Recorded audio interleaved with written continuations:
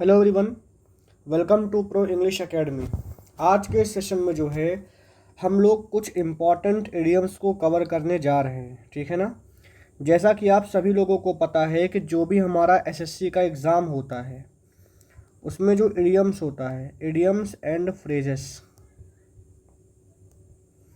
SSC का कोई भी एग्ज़ाम हो, चाहे वो सीजीएल हो, चाहे वो सीएचएसएल हो, चाहे वो एमटीएस हो, हर एक पेपर में जो है इडियम्स एंड फ्रेजेस से सवाल पूछे जाते हैं। समझ पा रहे हो ना।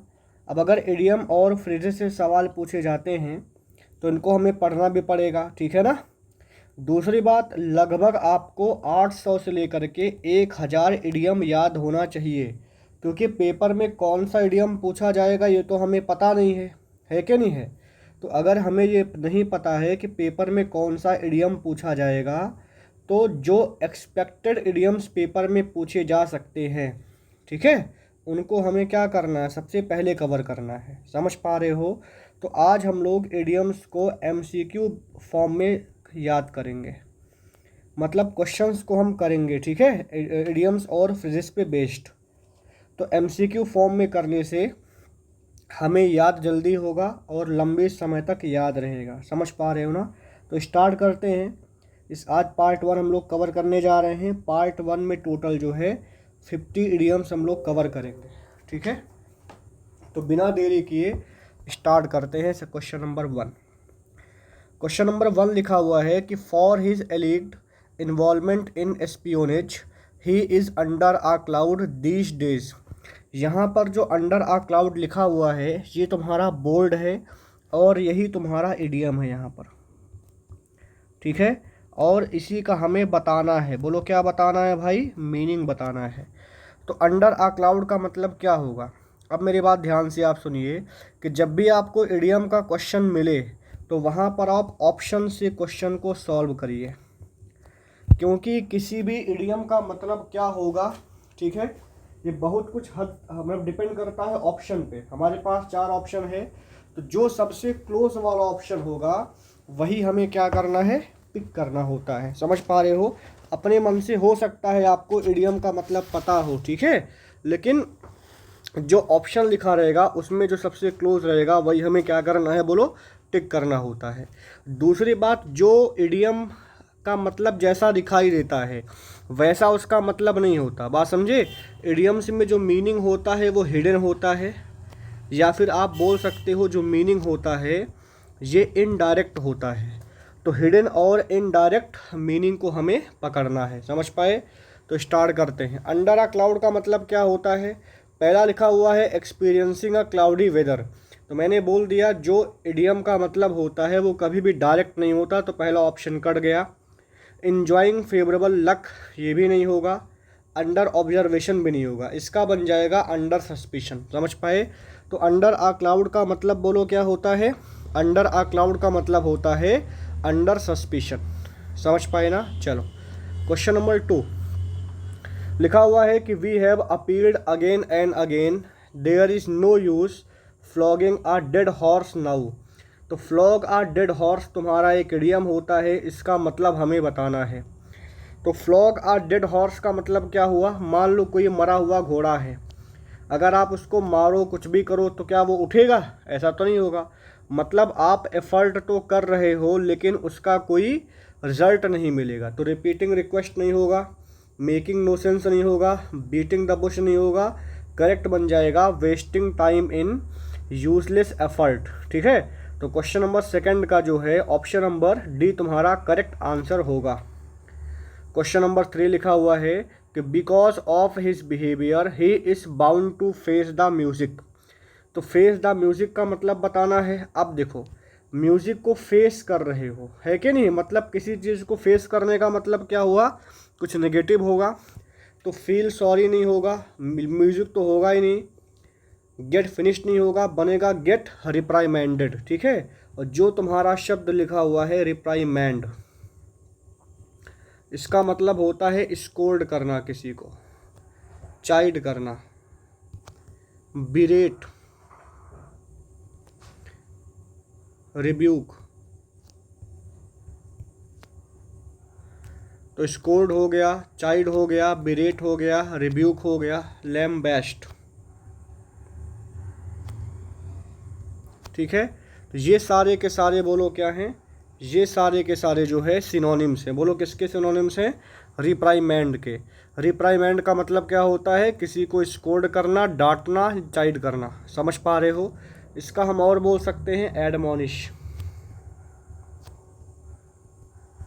इसका सिनोनिम जो है एडमोनिश भी बन जाएगा। तो आपको एक वर्ड भी यहाँ से सीखने को मिल गया कि जो वर्ड तुम्हारा रिप्राइमैंड होता है इसका मतलब होता है डांटना। ठीक है, तो बन जाएगा तुम्हारा scold, berate, rebuke, chide, lambast, admonish. These are the synonyms. ठीक है ना। चलो अगला देखते हैं, क्वेश्चन नंबर 4। क्वेश्चन नंबर 4 क्या लिखा हुआ है, क्वेश्चन नंबर 4 लिखा हुआ है the working of the factory was disrupted on account of a token strike by the workers. तो हमें बताना है कि टोकन स्ट्राइक का मतलब क्या होगा। समझ पाए ना। अब आप ध्यान से देखो कि जो तुम्हारा टोकन स्ट्राइक है इसका मतलब ऐसा है, देखो टोकन का मतलब क्या होता है, एक छोटा चीज़ होता है कि नहीं, टोकन अमाउंट बोलते हैं। तो टोकन का मतलब बहुत ही मिनिमम। तो टोटल स्ट्राइक तो होगा नहीं, केयरफुली प्लान्ड होगा नहीं, सडन कॉल ऑफ तो होगा नहीं, बनेगा short strike held as a warning. तो क्वेश्चन नंबर 4 का जो है करेक्ट ऑप्शन बन जाएगा ऑप्शन नंबर सी। तो टोकन स्ट्राइक का मतलब हो गया ऐसा स्ट्राइक जिसका इस्तेमाल हम एज अ वार्निंग करते हैं, ना कि बोलो कंप्लीट स्ट्राइक। क्वेश्चन नंबर 5 लिखा हुआ है कि by opposing his proposal he fail foul of him. अब आपको हम बताते हैं कि इडियम का मतलब आप सेंटेंस से भी गेस कर सकते हो। ठीक है, तो यहाँ पर एक शब्द लिखा हुआ है फेल फाउल। फेल फाउल का मतलब क्या हुआ।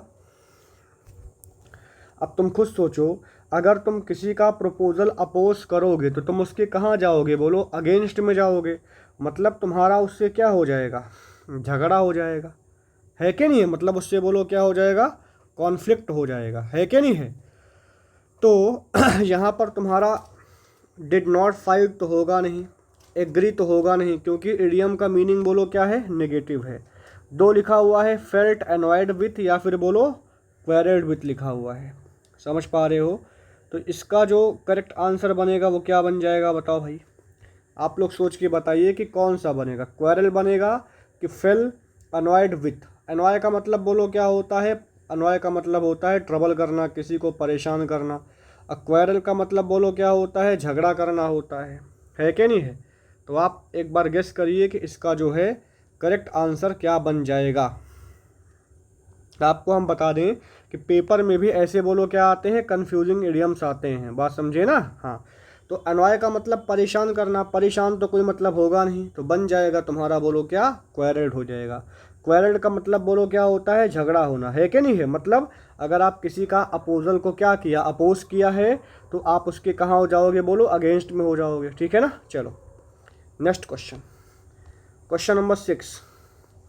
क्वेश्चन नंबर 6 लिखा हुआ है those who work by fits and starts seldom show good result. Fits and starts का मतलब क्या होता है, फिट्स एंड स्टार्ट्स का मतलब होता है इर्रेगुलरली। बोलो क्या होता है, इर्रेगुलरली होता है, बात समझे। मतलब जो कभी कभार वर्क करते हैं वो शेल्डम मतलब मुश्किल से ही उनको अच्छा रिजल्ट मिलता है। तो बाई फिट्स एंड स्टार्ट्स का मतलब रेगुलरली होगा नहीं, डिलीजेंटली नहीं होगा, आपका बन जाएगा रेयरली। समझ पाए ना। तो बाई फिट्स एंड स्टार्ट्स का मतलब होता है रेयरली या फिर irregularly. This is the meaning of by fits and starts. ठीक है। क्वेश्चन नंबर 7 लिखा हुआ है the manager thought that he would give employees enough rope for the first 6 months। अब इनफ रोप का मतलब क्या हुआ। अब देखो, मतलब मैनेजर ने सोचा कि वो क्या करेगा, फर्स्ट 6 months में एम्प्लॉयज़ को इनफ रोप देगा, मतलब सफिशिएंट एडवाइस, दूसरा all the material they needed, enough freedom, many directives and orders. तो ऑर्डर तो होगा नहीं, एडवाइस होगा नहीं, बनेगा इनफ फ्रीडम। तो इनफ रोप का मतलब होता है इनफ फ्रीडम, इनफ फ्रीडम। समझ पाए ना। चलो क्वेश्चन नंबर 8 लिखा हुआ है कि he was all at sea when he began his new job. All at sea का मतलब क्या होता है? तो ऑल एट सी का मतलब होता है कंफ्यूज्ड, या फिर आप इसको बोल सकते हो पजल्ड, मतलब सोचने की स्थिति ना होना। तो हैप्पी तो होगा नहीं, सैड तो होगा नहीं, बनेगा बोलो क्या? पजल्ड बन जाएगा। तो क्वेश्चन नंबर 8 का जो है option number C will be the correct answer. समझ पाए ना? चलो क्वेश्चन नंबर 9। क्वेश्चन नंबर 9 लिखा हुआ है the sweeping statement by the boss left the workers disgusted. ठीक है, अब हमें बताना है कि स्वीपिंग स्टेटमेंट का मतलब क्या होगा। What will be the correct answer of the sweeping statement. पहला हुआ है rash statement, unpremeditated statement, thoughtless statement और जनरलाइज्ड स्टेटमेंट। समझ पा रहे हो ना? तो हमें बताना है कि स्वीपिंग स्टेटमेंट का करेक्ट क्या बनेगा। ध्यान से देखो, अब स्वीपिंग स्टेटमेंट का मतलब होता क्या है? रैश तो होगा नहीं, ठीक है, इसका बन जाएगा तुम्हारा जनरलाइज्ड स्टेटमेंट। बोलो क्या होगा? Generalised statement. समझ पाए ना? तो क्वेश्चन नंबर 9 का जो है ऑप्शन नंबर डी बोलो क्या होगा तुम्हारा करेक्ट आंसर होगा। समझ पाए ना? चलो अगला लिखा हुआ है क्वेश्चन नंबर 10। क्वेश्चन नंबर 10 लिखा हुआ है कि his promotion is on the cards. On the cards का मतलब क्या हुआ? मतलब वो अभी कार्ड पे है, मतलब फाइनल तो हुआ नहीं है कि नहीं है? तो सर्टेन तो होगा नहीं, एविडेंट तो होगा नहीं, आपका बन जाएगा प्रोबेबल। प्रोबेबल का मतलब होता है पॉसिबल, मतलब जो हो सकता है, ठीक है, पॉसिबिलिटी है। समझ पाए ना? तो क्वेश्चन नंबर जो 10 लिखा हुआ है इसका बोलो क्या बन जाएगा? इसका करेक्ट आंसर बन जाएगा जो है ऑप्शन नंबर बी। ठीक है ना? चलो अगला क्वेश्चन क्या लिखा हुआ है? She rejected his proposal of marriage point blank. लिखा हुआ है कि she rejected his proposal of marriage point blank. Point blank का मतलब क्या हुआ? एकदम साफ इनकार कर दिया, बिना किसी बात को घुमाए। बात समझे? तो ब्रीफली तो होगा नहीं, एब्रप्टली तो होगा नहीं, बन जाएगा तुम्हारा डायरेक्टली। समझ पाए? तो पॉइंट ब्लैंक का मतलब डायरेक्टली होगा, ठीक है, मतलब बिना किसी बात को घुमाए फिराए, उसी को बोलते हैं पॉइंट ब्लैंक। समझ पाए ना? चलो अगला देखते हैं क्वेश्चन नंबर 12। लिखा हुआ है कि Caesar was done to death by the conspirators. अब डन टू डेथ का मतलब क्या हुआ? मतलब वो मारे गए, है कि नहीं है? तो वहाँ पर तो देखो पनिश तो होगा नहीं, इम्प्रिजन तो होगा नहीं, रिमूव तो होगा नहीं, बोलो क्या बन जाएगा? मर्डर्ड। तो डन टू डेथ का मतलब बोलो क्या हो जाएगा? मर्डर्ड हो जाएगा। तो Caesar was murdered by the conspirators तुम्हारा बन जाएगा। समझ पाए ना? चलो क्वेश्चन नंबर 13। क्वेश्चन नंबर 13 लिखा हुआ है कि if you rub him the wrong way he is bound to react. अब बाउंड टू रिएक्ट का मतलब क्या हुआ? मतलब आप उनको परेशान करोगे। रब हिम रॉन्ग वे का मतलब क्या हुआ? परेशान करना किसी को, ठीक है। किसी को आप अगर इर्क करते हो, इर्क का मतलब परेशान करना होता है, अनॉय होता है, वेक्स होता है, ठीक है ना। तो इनकरेज होगा नहीं, फ्लैटर होगा नहीं, अम्यूज़ होगा नहीं। क्वेश्चन नंबर 13 का डी बन जाएगा अनॉय। तो रब समवन इन द रॉन्ग वे का मतलब होता है किसी को बोलो क्या करना? अनॉय करना, ठीक है। चलो अगला क्वेश्चन देखते हैं। नेक्स्ट बोला है the failure of the crops in successive years put the farmer in a tight corner. Tight corner का मतलब क्या हुआ? मान लो एक क्या है, घर है, किसी को आप कॉर्नर में ले आके टाइट कर दो, मतलब धक्का दो, दबाओगे तो क्या होगा? ट्रबल में हो जाएगा, परेशान होगा, है कि नहीं है? तो क्लोज्ड रूम तो होगा नहीं, फील्ड होगा नहीं, मिडो होगा नहीं, बन जाएगा इन अ डिफ़िकल्ट सिचुएशन। तो इन अ टाइट कॉर्नर का मतलब होगा इन अ डिफ़िकल्ट सिचुएशन। समझ पाए ना? चलो क्वेश्चन नंबर 15 लिखा हुआ है the effort to trace the culprit was a wild goose chase. Wild goose chase का मतलब मान लो जंगली मुर्गी है, आप उसको पकड़ना चाह रहे हो, तो क्या पकड़ पाओगे? ऐसा तो नहीं है, मतलब बहुत ही मुश्किल होगा, ना के बराबर होगा।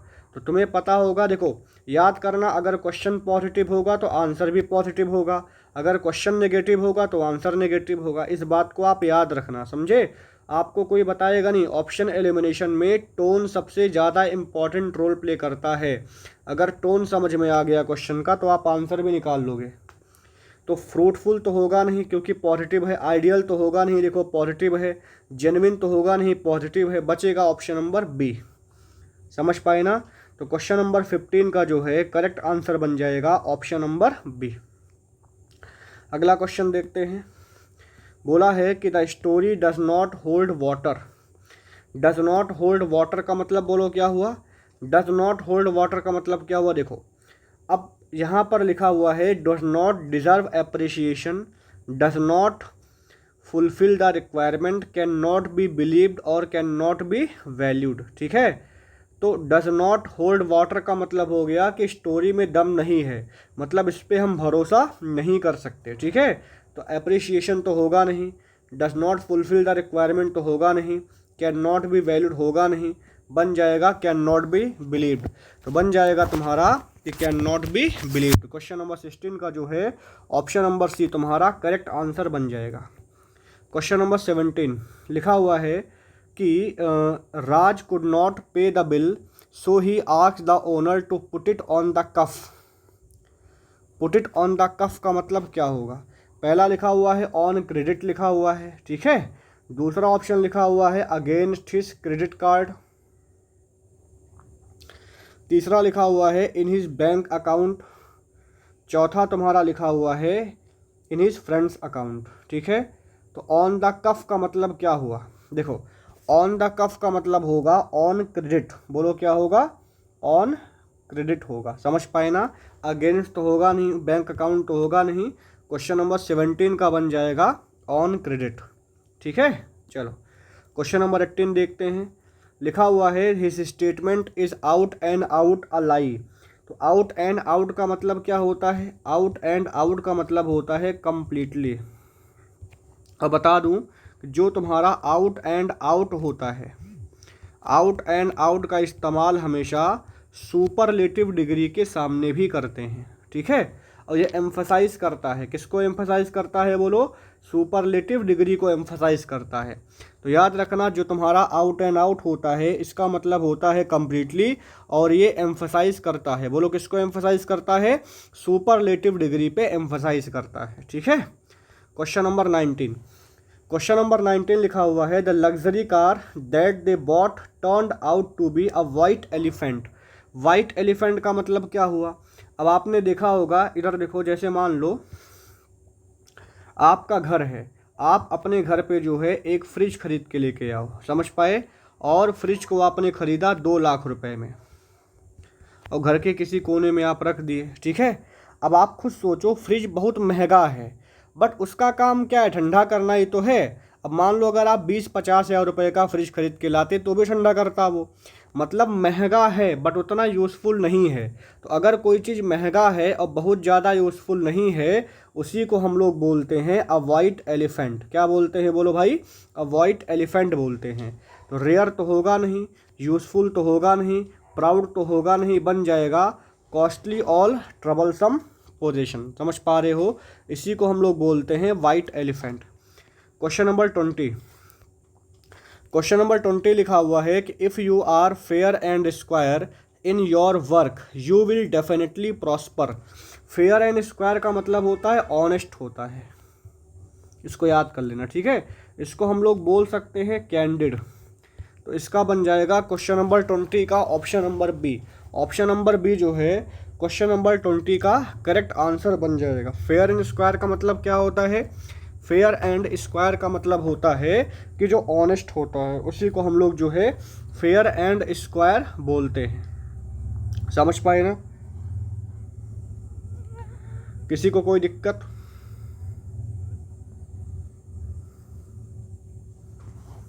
ठीक है, चलो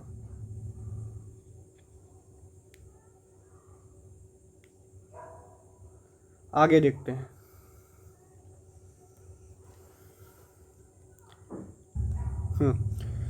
क्वेश्चन नंबर 21 लिखा हुआ है कि there is no love lost between the two neighbouring countries. No love lost between का मतलब क्या होता है? नो लव लॉस्ट बिटवीन का मतलब होता है दुश्मनी होता है, एनिमिटी होता है। ठीक है, तो स्टॉप लविंग तो होगा नहीं, फॉर्मिंग अ ग्रुप तो होगा नहीं, हैविंग अ गुड अंडरस्टैंडिंग होगा नहीं, बन जाएगा नॉट ऑन गुड टर्म्स। क्या बन जाएगा? Not on good terms will be the correct answer. समझ पाए?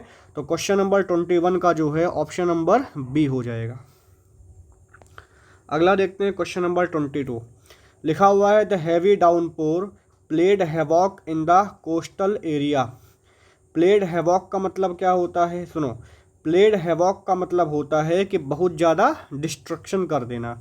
डाउनपोर का मतलब होता है हैवी रेन।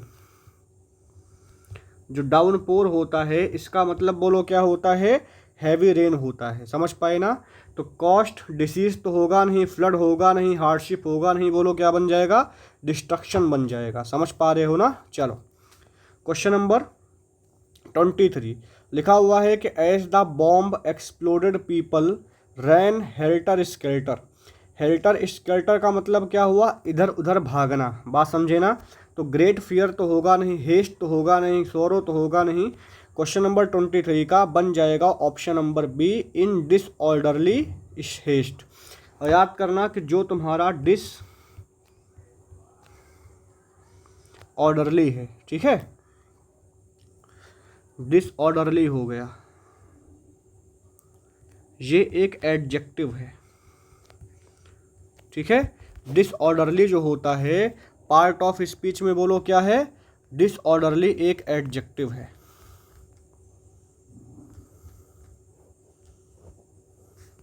ठीक है ना? चलो अगला देखते हैं क्वेश्चन नंबर 24। लिखा हुआ है कि he was progressing by leaps and bounds because of his hard work. तो लीप्स एंड बाउंड्स का मतलब बहुत ही तेज़ी से होगा। ठीक है, रैपिडली होता है। तो लीप्स एंड बाउंड्स का मतलब बोलो क्या होता है भाई? रैपिडली होता है। तो स्लोली तो होगा नहीं, पीसफुली स्ट्रांगली तो होगा नहीं, बन जाएगा बोलो क्या? रैपिडली। तो लीप्स एंड बाउंड्स का मतलब होता है रैपिडली। समझ पाए? चलो क्वेश्चन नंबर 25।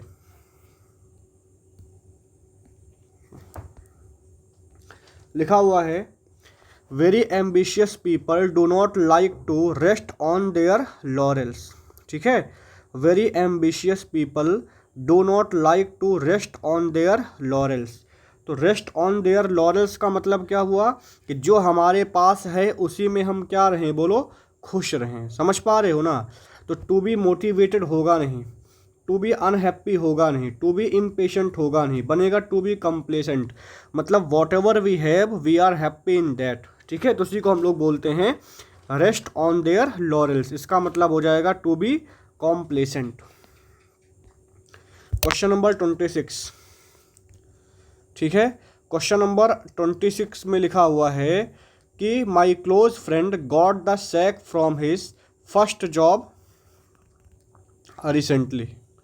ठीक है, लिखा हुआ है कि my close friend got the sack from his first job recently. तो गेट द सैक का मतलब क्या होता है? आपने सुना होगा, सैक का मतलब क्या होता है? जो बोरा होता है, नहीं बोलते बोरिया बिस्तर बांध के निकल लो, है क्या नहीं है? तो गेट द सैक का मतलब होता है कि कहीं से निकाला जाना, मतलब डिसमिस किया जाना। ठीक है, तो यहाँ पर डिज़ाइन तो होगा नहीं, रिड ऑफ तो होगा नहीं, डिमोटेड नहीं होगा, बोलो क्या बन जाएगा? डिसमिस्ड बन जाएगा। तो बन जाएगा कि my close friend got the sack from his first job recently. इसका मतलब डिसमिस कर दिया गया उनको। ठीक है, चलो क्वेश्चन नंबर 27। लिखा हुआ है the poet Drew on his fancy not his knowledge of nature when he wrote his poem on birds. तो ड्रॉ समवन्स फैंसी यहाँ पर लिखा हुआ है इडियम, इसका हमें मतलब बताना है। तो ड्रॉ ऑन हिज फैंसी लिखा हुआ है used his understanding, used his knowledge, used his imagination, used his skill. क्या करेक्ट आंसर बनेगा इस क्वेश्चन का, हमें इसको बताना है। आप लोग कोशिश करिए। ठीक है, क्या बन जाएगा बताओ। अब देखो, ड्रॉ हिज फैंसी का मतलब क्या हुआ? ड्रॉ हिज फैंसी का मतलब हो गया कि जो पोएट है उसने क्या किया होगा? अंडरस्टैंडिंग तो लगाएगा नहीं, है कि नहीं है? यहाँ पर बनेगा नॉलेज तो होगा नहीं, क्योंकि देखो अंडरस्टैंडिंग हो गया और जो नॉलेज हो गया और जो स्किल हो गया लगभग लगभग सेम है। तो यहाँ पर बनेगा इमेजिनेशन, क्योंकि पोयम लिखते समय हमें इस्तेमाल करना पड़ता है, बोलो किसका इस्तेमाल करना पड़ता है, इमेजिनेशन का इस्तेमाल करना पड़ता है। समझ पाए ना। चलो क्वेश्चन नंबर 28 लिखा हुआ है माई नेबर हैड टू पे through his nose for a brand new car. तो पे थ्रू हिज नोज का मतलब क्या हुआ, देखो पे थ्रू नोज, इसका मतलब हो गया कि जैसे मान लो आप कोई सामान लेने गए, 100 रुपये का सामान है, आप उसके लिए 300 रुपये दे करके आए। तो सामान कितने का था, बोलो 100 रुपये का था, आपने पे कितना किया, बोलो 300 रुपये, मतलब बहुत ज़्यादा पैसा दे करके आए। ठीक है, तो बहुत ज़्यादा पे करने को ही बोलते हैं कि पे थ्रू हिज नोज। तो बन जाएगा यहाँ पर लोन तो होगा नहीं, रीजनेबल प्राइस तो होगा नहीं, एक्सट्रीमली हाई प्राइस होगा। ठीक है, तो क्वेश्चन नंबर 28 का जो है ऑप्शन नंबर सी तुम्हारा करेक्ट आंसर बन जाएगा। क्वेश्चन नंबर 29 लिखा हुआ है कि very ambitious people do not like to rest on their laurels. ठीक है, इसका तो हम करा ही चुके हैं, रिपीट हो गया है, ऑप्शन नंबर डी बन जाएगा। क्वेश्चन नंबर 30 लिखा हुआ है if he phones again I am going to give him a piece of my mind. तो give someone a piece of someone's mind का मतलब क्या हुआ, देखो a piece of my mind का मतलब हो गया डांटना किसी को, बात समझे ना। तो नाइस तो होगा नहीं, रिवेंज होगा नहीं, सपोर्ट होगा नहीं। देखो अगर यहाँ पर क्वेश्चन नेगेटिव है तो आंसर भी नेगेटिव आएगा, इसीलिए बन जाएगा गेट रिप्राइमेंडेड या फिर टू रिप्राइमेंड। ठीक है, और मैंने बोला था अभी आपको रिप्राइमेंड का मतलब होता है किसी को स्कोल्ड करना, डांटना। क्वेश्चन नंबर 30 लिखा हुआ है कि दे मेड, सॉरी हाँ 30 हो गया ना। चलो क्वेश्चन नंबर 31 लिखा हुआ है कि they made no bones about acknowledging their depth to his genius. अब देखो जैसे मान लो यहाँ पर लिखा है no, they made no bones about. ठीक है, तो पहला लिखा हुआ है did not have any hesitation, दूसरा लिखा हुआ है did not have any faith, तीसरा लिखा हुआ है डिमांडेड फॉर कंपनसेशन, चौथा लिखा हुआ है कि हैड प्रॉब्लम्स इन। अब हमें बताना है कि क्वेश्चन नंबर 31 का कौन सा करेक्ट आंसर बनेगा। अब देखो ध्यान से आप, जैसे आपको पता होगा कि नॉट, अब नहीं बोलते कबाब में हड्डी मत बनो, मतलब काम को स्मूथली होने दो। तो मतलब यहाँ पर वो कोई हेजिटेट नहीं किए, तो कंपनसेशन तो होगा नहीं, प्रॉब्लम तो होगा नहीं, ऑप्शन नंबर ए बन जाएगा। नो बोन्स का मतलब did not have any hesitation. ठीक है, तो क्वेश्चन नंबर 31 का जो है करेक्ट बोलो क्या बन जाएगा,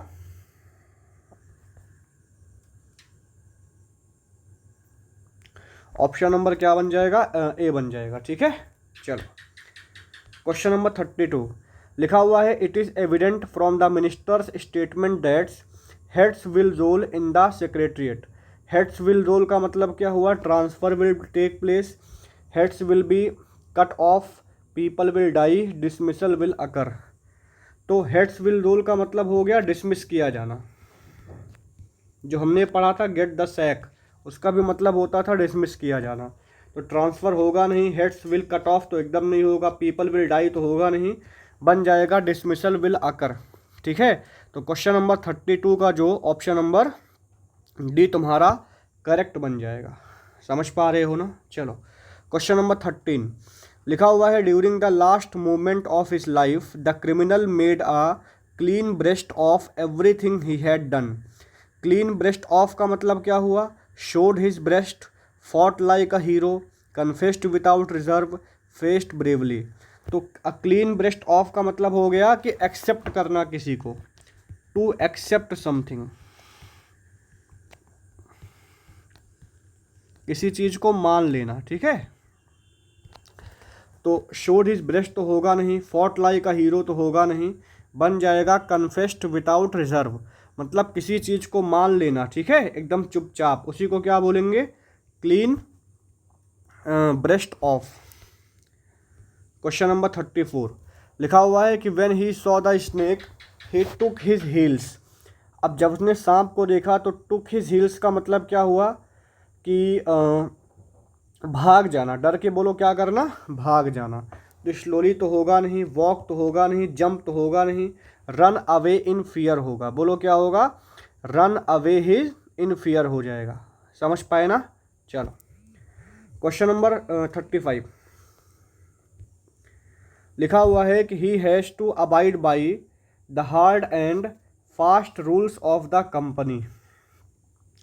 hard and fast rules of the company का मतलब क्या होगा? सबसे पहले लिखा हुआ है फ्लेक्सिबल, दूसरा लिखा हुआ है स्ट्रिक्ट, तीसरा लिखा हुआ है डिफ़िकल्ट और चौथा तुम्हारा लिखा हुआ है ऑनेस्ट। बात समझे ना? अब देखो हार्ड एंड फास्ट का मतलब क्या हुआ? देखो अबाइड बाई का मतलब पहले जान लो क्या होता है। अबाइड बाई का मतलब होता है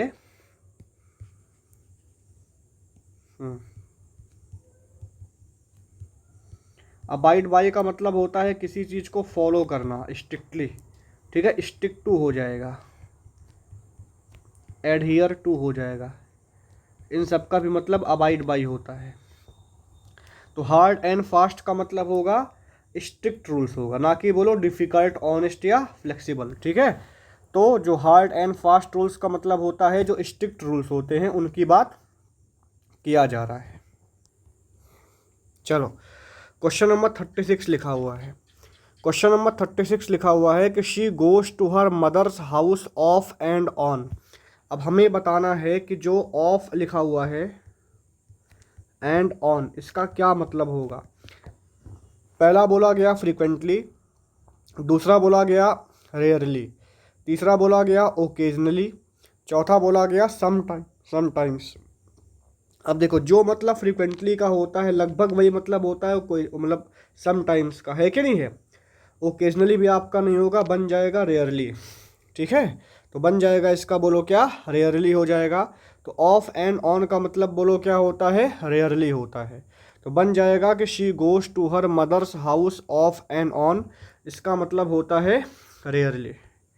अगला लिखा हुआ है to do away with someone means, क्या होता है? To do away with someone का मतलब क्या होता है? ठीक है, पहला लिखा हुआ है टू रिमूव, दूसरा लिखा हुआ है टू इंसल्ट, तीसरा लिखा हुआ है टू प्रेज, चौथा लिखा हुआ है वेलकम। अब टू डू अवे का मतलब देखो प्रेज तो होगा नहीं क्योंकि डू अवे बोला गया मतलब दूर कर देना, वेलकम तो होगा नहीं, इंसल्ट होगा नहीं। क्वेश्चन नंबर 37 का बन जाएगा ऑप्शन नंबर ए, इसका मतलब होगा टू रिमूव। तो to do away with someone means का मतलब होगा टू रिमूव। ठीक है, तो क्वेश्चन नंबर 37 का जो है ऑप्शन नंबर ए बन जाएगा। अगला देखते हैं क्वेश्चन नंबर 38 लिखा हुआ है Indians are going places in the field of software technology. Indians are going places in the field. अब गोइंग प्लेसेस का मतलब बताना है। पहला लिखा हुआ है गोइंग अब्रोड, दूसरा लिखा हुआ है गोइंग टू स्पेसेस, तीसरा लिखा हुआ है टैलेंटेड एंड सक्सेसफुल, चौथा लिखा हुआ है फ्रेंडली एंड एमिकेबल। ठीक है, अब जो एमिकेबल होता है, एमिकेबल का मतलब होता है फ्रेंडली। ठीक है, आप इसको कमली बोल सकते हो, ग्रीगेरियस, ये सारे के सारे बोलो क्या हैं? सिनोनिम्स हैं। बोलो किसके? एमिकेबल के। एमिकेबल का मतलब बोलो क्या होता है? फ्रेंडली होता है। तो जो यहाँ पर गोइंग प्लेसेस लिखा हुआ है, गोइंग अब्रोड नहीं होगा, गोइंग टू स्पेस तो होगा नहीं, फ्रेंडली होगा नहीं, बन जाएगा टैलेंटेड एंड सक्सेसफुल। समझ पाए? तो बन जाएगा कि इंडियंस आर गोइंग प्लेसेस, इसका मतलब हो गया Indians are becoming talented and successful. ठीक है, तो क्वेश्चन नंबर 38 का बन जाएगा option number C. Question number 39 देखते हैं। लिखा हुआ है कि he beats always beats about the bush before coming to the point. तो बीट अबाउट द बुश जो होता है, बीट अबाउट द बुश, इसका मतलब होता है सर्कमलोक्यूशन। इसका मतलब बात को घुमा फिरा के बोलना, डायरेक्ट बात को नहीं बोलना। समझ पाए ना? तो इसका टॉक्स रूडली तो होगा नहीं, स्पीक्स डायरेक्टली तो होगा नहीं, फाइट अननेसेसरली भी नहीं होगा, बनेगा अवॉइड्स द मेन टॉपिक। समझ पाए? तो बीट अबाउट द बुश का मतलब होता है अवॉइडिंग द मेन टॉपिक, मतलब जो हमें बोलना है वो हम नहीं बोल रहे हैं, इसी बात को हम लोग बोलो क्या बोलते हैं, बीट अबाउट द बुश बोलते हैं। क्वेश्चन नंबर 40 लिखा हुआ है the manager called it a day after the long meeting. ठीक है, कॉल्ड इट अ डे का मतलब क्या होगा, पहला है स्टार्टेड वर्किंग, दूसरा है एंडेड द एक्टिविटी, तीसरा लिखा हुआ है सेलिब्रेट करना, चौथा लिखा हुआ है पोस्टपोन करना। ठीक है, तो कॉल्ड इट अ डे का मतलब क्या होगा, इस बात को हमें बताना है। तो स्टार्टेड को आफ्टर लॉन्ग मीटिंग, ठीक है, तो स्टार्ट वर्किंग हो सकता है या फिर एंड हो सकता है, पोस्टपोन हो सकता है या फिर बोलो क्या हो सकता है, सेलिब्रेट हो सकता है। समझ पा रहे हो ना? तो आप हमें बताना है कौन सा होगा। देखो, कॉल्ड इट अ डे का मतलब होता है स्टार्ट नहीं होगा, सेलिब्रेट नहीं होगा, पोस्टपोन नहीं होगा, बोलो क्या होगा, एंड करना। मतलब मैनेजर ने जो है एक लंबी मीटिंग के बाद जो है जो डे था उसको ख़त्म कर दिया। समझ पा रहे हो ना? तो क्वेश्चन नंबर 40 का जो है ऑप्शन नंबर बी जो है करेक्ट आंसर बन जाएगा। ठीक है, क्वेश्चन नंबर 41 लिखा हुआ है कि she finally broke the ice at the party. तो ब्रेक द आइस का मतलब क्या होता है, देखो, ब्रेक द आइस का मतलब हो, जैसे आपको पता होगा कि जो बीट अबाउट द बुश होता है, बीट अबाउट द बुश का उल्टा होता है, बोलो क्या, ब्रेक द आइस। समझ पा रहे हो ना? तो ब्रेक द आइस का मतलब होता है कि जो आप साइलेंस है उसको तोड़ करके आप कन्वर्सेशन या मेन पॉइंट को स्टार्ट करना या बोलना। तो ब्रेक समथिंग कोल्ड तो होगा नहीं, क्रिएटेड अ प्रॉब्लम तो होगा नहीं, स्टार्ट अ कन्वर्सेशन होगा। ठीक है, ऑप्शन नंबर ए बी और डी नहीं होगा, इसीलिए बन जाएगा ब्रेक द आइस का मतलब start a conversation. Question number 42 लिखा हुआ है कि he spilled the beans about the surprise plan. ठीक है, तो पहला है cooked food, revealed the secret, wasted money, became careful. क्या बनेगा, spill the beans. Spill the beans का मतलब क्या होता है, स्पिल द बीन्स का मतलब होता है कि किसी भी सीक्रेट को रिवील कर देना। कुक्ड फूड होगा नहीं, मैंने बोला था भैया कि जो इडियम में वर्ड लिखा हुआ है अगर वही वर्ड तुम्हें मिलता है, कहाँ बोलो, ऑप्शन में, तो वो पक्का नहीं होगा। वेस्ट मनी तुम्हारा नहीं होगा, बीकेम केयरलेस नहीं होगा, बन जाएगा रिवील्ड द सीक्रेट। तो क्वेश्चन नंबर 40 का option number B will be the correct answer.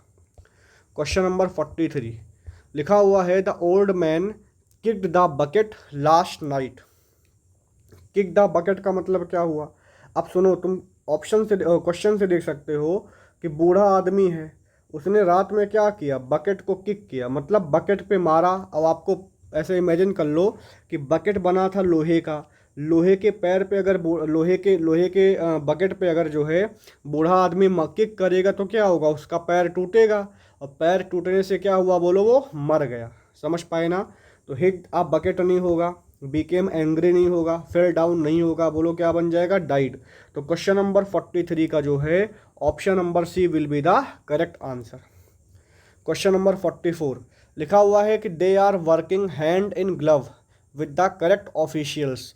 मतलब जो करप्ट ऑफिशियल्स हैं उनके साथ हैंड इन ग्लव की तरह वो काम कर रहे हैं। अब तुम सोचो, जो ग्लव होता है उसको कहाँ पहनते हो, बोलो हैंड में पहनते हैं, मतलब दोनों एक दूसरे के लिए ही बने हैं, मतलब दोनों एक दूसरे के लिए काम करते हैं।